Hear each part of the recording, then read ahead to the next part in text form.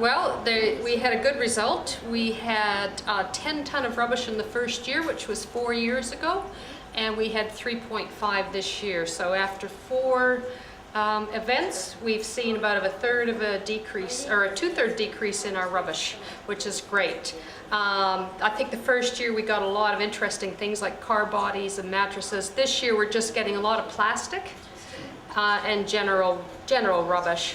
So I think it's good in that our volunteers are really keen, they're really enthusiastic, and a lot of them are taking ownership of their section. So we've got probably 50% who come back year after year, and everyone was saying to us this year what a difference it was. They really noticed the difference this year in how much the rubbish had diminished, which is great. That is good. Is there any particular stretch that's probably more messy than others?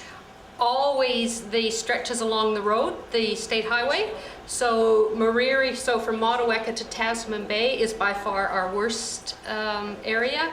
But then the cycleway in Richmond, and also Marybank and Inner Haven on Nelson's side, anywhere along that state highway we get a very large proportion of the rubbish. Right. So it's an indication of how people really treat the environment, isn't it? It is. And I would love to expand this to streams and rivers, because obviously a lot of rubbish comes down there as well. And we do have some groups doing that that are very keen as well. So yeah, no, I'm hoping this is a message is getting through. Yeah. And that the result we got this year is a result of more awareness. Janice, how was it for volunteers this year? You say that there are a lot that came back. Did you have good numbers? Yes, they've probably diminished some, but I think now we have a handle on how many are required pretty much at each section, and some you require a lot more than others. So last year I think we had between 500 and 600, probably this year more between 400 and 500. You know, it's an amazing thing that they do. On 300 kilometers of coastline, they clean tons of rubbish off in 4 hours. You know, that's amazing. Would you like to see laws implemented where people are really severely fined for littering? Well, I think a good start would be if they actually started. There are fines in place now.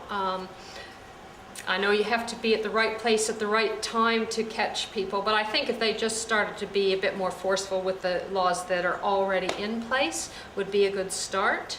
And I think this year too we've had a lot more children, and it was great because the kids were coming in and saying, yeah, I'm so disgusted. So it's good, because I said, well, what are you going to do if you see your mate throwing rubbish on the thing? And they were going to tell them. So I think, you know, over time, especially if we target the children and get them educated, yeah.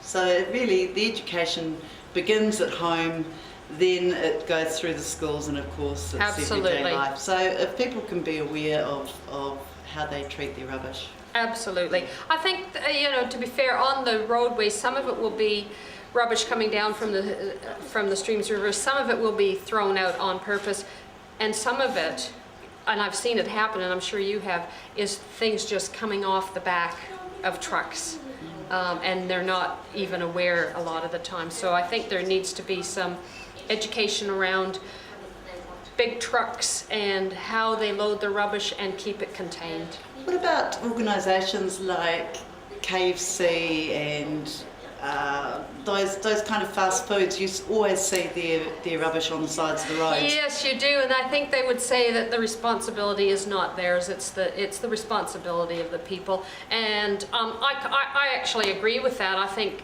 when it comes to rubbish, personal responsibility is the key. Yeah.